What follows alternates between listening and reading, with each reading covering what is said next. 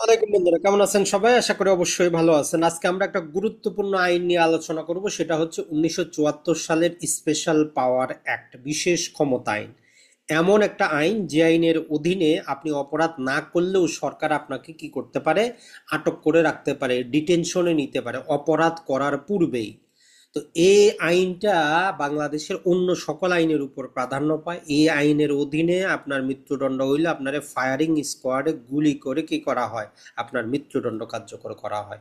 এরকমও শাস্তির বিধান আছে। তো আজকে জাস্ট আমরা একজন কমন সাধারণ লেম্যান হিসাবে জাস্ট আইনের মধ্যে কোন জিনিসটা আছে সেটা আলোচনা করার চেষ্টা করব। এরপরে ধারাবাহিকভাবে যারা বিভিন্ন প্রতিযোগিতামূলক পরীক্ষা দিবেন, যদিও এটা আমাদের বার কাউন্সিলভুক্ত না, সেটা যারা বিভিন্ন প্রকার বিচারকের পরীক্ষা দেন, বাংলাদেশ জুডিশিয়াল সার্ভিস কমিশনের পরীক্ষা দেন, তাদের জন্য আছে। তো বিশেষ পাওয়ার একটা তাদের জন্য আমরা পৃথক পৃথক ছোট ছোট ভিডিও নিয়ে আসবো, সেখান থেকে আপনারা দেখতে পারবেন। তো আজকে আমাদের আলোচনার বিষয় হচ্ছে এই আইনের মধ্যে কি কি জিনিসটা আমাদের আছে। স্পেশাল পাওয়ার অ্যাক্ট 1974। সর্বপ্রথমে যেটা আমরা বললাম যে সবচেয়ে গুরুত্বপূর্ণ যেটা, সেটা হচ্ছে প্রিভেন্টিভ ডিটেনশন। আপনি একটা অপরাধ করার পূর্বেই সরকার আপনাকে কি করতে পারে, আটক করতে পারে। আটক করে আপনারা আনলিমিটেড সময়ের জন্য রাখতে পারে, অর্থাৎ গুম করেও রাখতে পারে। তবে এই গুম আর হাসিনার গুমের মধ্যে পার্থক্য আছে। ওই গুমে আপনার পরিবার জানবে যে আপনি ডিটেনশনে আছেন, হাসিনার গুমে তো ব্যক্তিরা জানতো না। তো এই যে প্রতিরোধমূলক আটক কি কারণে করবে, এই আইনের মধ্যে ব্যাখ্যা দেওয়া আছে যে কিছু ক্ষতিকারক কার্যকলাপ, যেগুলোকে আইনের ভাষায় আমরা বলতেছি যে প্রি জুডিশিয়াল অ্যাক্ট। এই যে প্রি জুডিশিয়াল অ্যাক্ট বা ক্ষতিকারক কাজগুলা মোটামুটি 8 প্রকারের বিভিন্ন কাজ, যেমন বাংলাদেশের অস্তিত্ব, বাংলাদেশের আইন শৃঙ্খলা, এই নিত্য প্রয়োজনীয় দ্রব্যগুলো আপনি কি করতেছেন, ব্লক করে রাখতেছেন, অর্থাৎ সমাজে অস্থির পরিবেশ সৃষ্টি করার চিন্তা ভাবনা করতেছেন, বিদেশি কোনো রাষ্ট্রের সাথে যাতে শত্রু ভাবাপন্ন সম্পর্ক সৃষ্টি হয় এরকম কাজও করতেছেন। এইরকম 8 প্রকারের কাজ আছে যেগুলা আমাদের এই ক্ষতিকারক কাজের মধ্যে অন্তর্ভুক্ত। আর এই কারণে সরকার আপনারে প্রতিরোধমূলক আটক করতে পারে। এমনকি সরকারের পাশাপাশি এই যে আমাদের যারা ডিস্ট্রিক্ট ম্যাজিস্ট্রেট আছেন, এডিশনাল ডিস্ট্রিক্ট ম্যাজিস্ট্রেট আছেন, ইনারাও আপনাকে কি করতে পারেন, আটক করতে পারেন। আটক করে তারা এই 30 দিনের মধ্যে সরকারকে জানাইতে হয়। এখন পুলিশও আপনারা কি করতে পারে, আটক করতে পারে। এই আইনের অধীনে আটক করে সরকারকে জানাবে। তো মূল কথাটা হচ্ছে যে প্রাথমিকভাবে আপনাকে ডিটেনশন করে 30 দিনের জন্য। এই 30 দিনের পরে পরবর্তীতে যেটা হয়, আপনাকে যদি আটক করে রাখতে হয় তাইলে সরকার কি করে, সরকারের অনুমোদনের প্রয়োজন পড়ে, নির্বাহী বিভাগ অনুমোদন করে আপনাকে। এখন এই 120 দিনের পরে কি হবে, তো এই জন্য সরকার আবার আইনের মধ্যে কিছু ব্যালেন্স নিয়ে এসেছে। সেটা হচ্ছে যে একটা তারা অ্যাডভাইজারি বোর্ড নিয়োগ করে রাখছে, যে এখানে বাধ্যবাধকতা হচ্ছে যদি কাউকে আটক করে রাখা হয় 120 দিন পর্যন্ত, তাহলে 120 দিনের মধ্যে এই অ্যাডভাইজারি বোর্ডের কাছে সরকার জানাবে যে কি কারণে, কি উদ্দেশ্যে প্রিভেন্টিভ ডিটেনশনে রাখা হয়েছে আর এটা বৈধ কিনা। তো ওইখানে দুইজন হাইকোর্টের বিচারক হওয়ার যোগ্য এরকম ব্যক্তি এবং একজন প্রজাতন্ত্রের সিনিয়র যে কর্মকর্তা তারা থাকেন, ওই তিনজনে ডিসাইড করেন। তাদের কার্যকলাপ যদি জনস্বার্থের ক্ষতি হয় পাবলিকও করা যাবে না, সেটা কনফিডেন্সিয়াল হিসাবে থাকবে। তাহলে আমরা যে জিনিসটা দেখলাম, একটা অপরাধ করার পূর্বে, আপনি এখনো অপরাধ করেন নাই, তারপরে আপনাকে বাধা দেওয়ার জন্য সরকারি পদক্ষেপ নিতে পারে।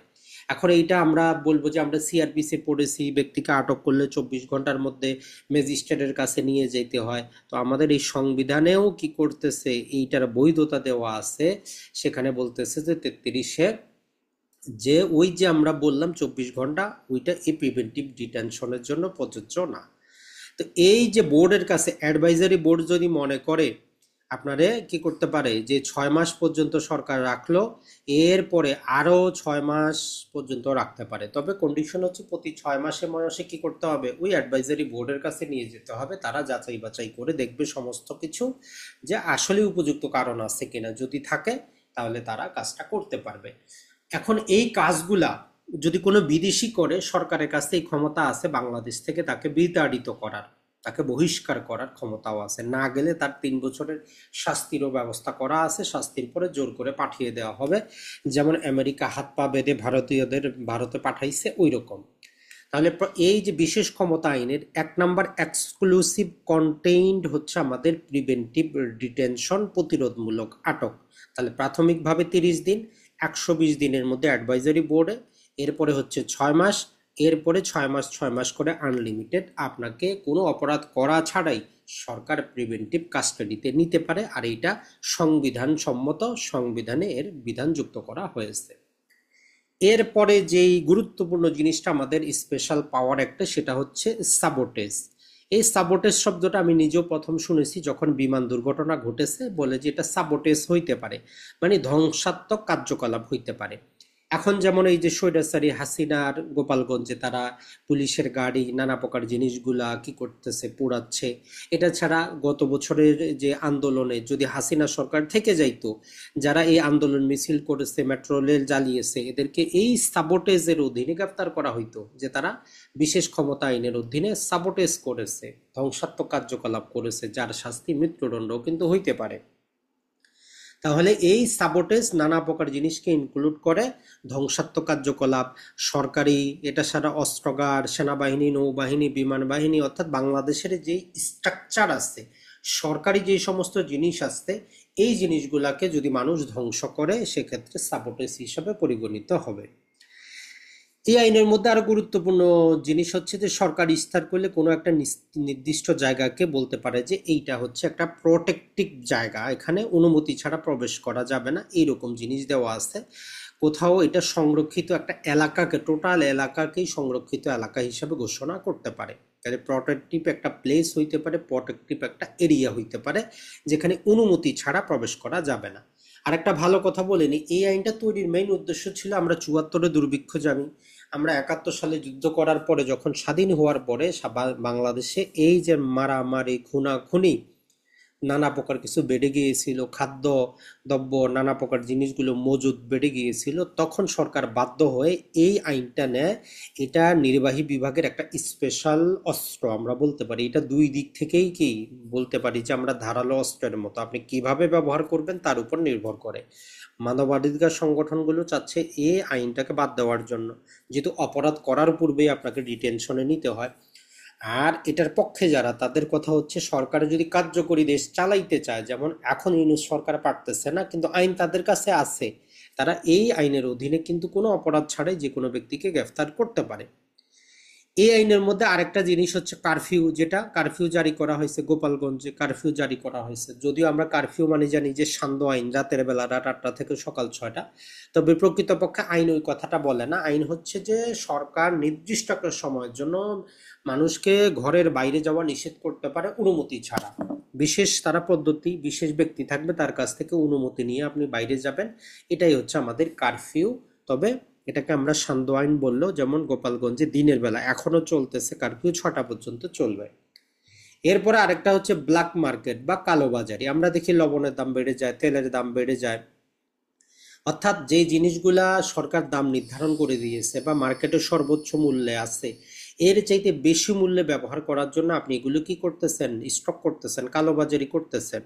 সরকারি যে রেশনগুলো আছে বিভিন্ন বাহিনীকে দেওয়া হয়, এগুলো যদি বাইরে বিক্রি করেন অথবা আপনার লাইসেন্স ব্যবহার করেন, সেক্ষেত্রে আপনি কালোবাজারির অন্তর্ভুক্ত হয়ে যাবেন, ডিলিং উইথ ব্ল্যাক মার্কেটের অন্তর্ভুক্ত হবেন। এরও শাস্তি, মৃত্যুদণ্ডও দেওয়া আছে। এরপরে এই যে টাকা জাল করা, আমরা যে প্রতিদিন দেখি জাল টাকা, এটা ছাড়া সরকারি রেভিনিউ স্ট্যাম্পগুলো যদি জাল করে, এগুলার শাস্তি ও মৃত্যুদণ্ড আমরা পাবো। এরপরে আরেকটা জিনিস হচ্ছে স্মাগলিং বা চোরা কারবারি। এটা হচ্ছে ওই যে দেশের বাইরে থেকে আমরা গোল্ড নিয়ে যাই, স্বর্ণ নিয়ে যাই, বৈধ জিনিস নিয়ে যান, অথবা বাংলাদেশ থেকে টাকা পয়সা অন্য কিছু আপনি যদি বর্ডার অন্য বর্ডারে নিয়ে যান, বাকি ভারতে নিয়ে যাওয়া হচ্ছে, তো এগুলা হচ্ছে স্মাগলিং। তাহলে এক দেশ থেকে অন্য দেশে এর শাস্তি ও মৃত্যুদণ্ড দেওয়া আছে। আরেকটা হচ্ছে যদি কেউ খাদ্যে ভেজাল দেয়, ওষুধে ভেজাল করে, পানীয়তে ভেজাল দেয়, কসমেটিকে ভেজাল দেয়, এই ভেজালের জন্য এই আইনে ব্যবস্থা আছে। মৃত্যুদণ্ড, যাবজ্জীবন, 14 বছর পর্যন্ত কারাবাস, অর্থদণ্ড, সমস্ত কিছুই দেওয়া আছে। এগুলো কিন্তু সরকার স্পেশাল ম্যাজিস্ট্রেটের মাধ্যমে কাজগুলো করাইতে পারে।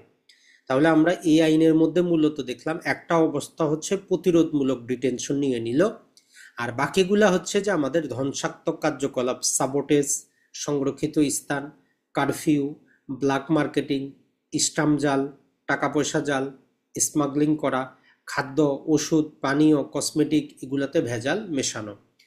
এই আইনের অধীনে অপরাধগুলো আমলযোগ্য অর্থাৎ কগনিজেবল এবং জামিন অযোগ্য। তবে এই আইনের অধীনে মূল কথাটা হচ্ছে যে আপনি আমলযোগ্য হইলেও এই আইনের অধীনে ম্যাজিস্ট্রেট তখনই মামলা আমলে নিবে যখন পুলিশ রিপোর্ট হবে, অর্থাৎ আপনি সরাসরি আদালতে গিয়ে এই আইনের অধীনে মামলা দায়ের করতে পারবেন না। এটা কাজ হচ্ছে কার? পুলিশের। তার নর্মালি যে আমাদের district magistrate, additional district magistrate এই আইনের ক্ষমতাটা প্রয়োগ করে, আর স্পেশাল ম্যাজিস্ট্রেট সরকার নিয়োগ করতে পারে। আর তারা পুলিশ রিপোর্ট ছাড়া মামলা কিন্তু আমলে নিবে না। আর এই আইনের অধীনে যদি আপনার কোনো রায় হয় 30 দিনের মধ্যে আপনাকে কি করতে হবে? হাইকোর্টে আপিল আপনি করতে পারবেন। আর আপনার শাস্তি ওই যে পেনাল কোডে যেভাবে আছে, ফাঁসি দিয়েও হইতে পারে মৃত্যুদণ্ড কার্যকর, অথবা গুলি করে ফায়ারিং স্কোয়াডে আপনার শাস্তি দণ্ডটা কার্যকর করা হইতে পারে।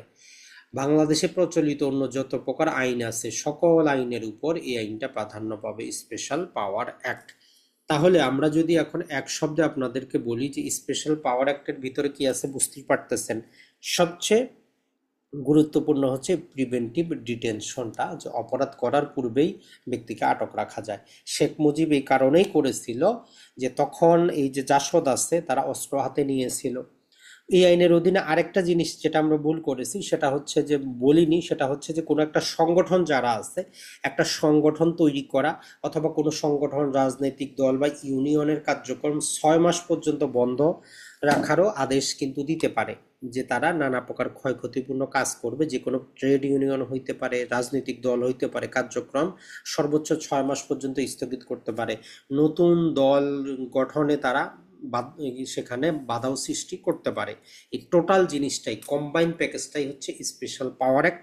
তো আমরা ধারাবাহিক ছোট ছোট ভিডিও নিয়ে আসব, যেখানে এই যে judicial act, black marketing, sabotage, এগুলার আরো গুরুত্বপূর্ণ ধারা আছে, এবং কিভাবে বিচারটা হবে, বিচারক কি কি জিনিসগুলা করবেন, কি কি কাজগুলা করবেন, এই জিনিসগুলো আমরা দেখব। ভালো থাকবেন, সুস্থ থাকবেন। আর যারাই বাংলাদেশ বার কাউন্সিলে পরীক্ষা দিতে যাচ্ছেন, আমাদের সাতকাউন অ্যাডভোকেসি চালু আছে, আপনারা অ্যাডমিশন নিতে পারেন এমসিকিউর জন্য।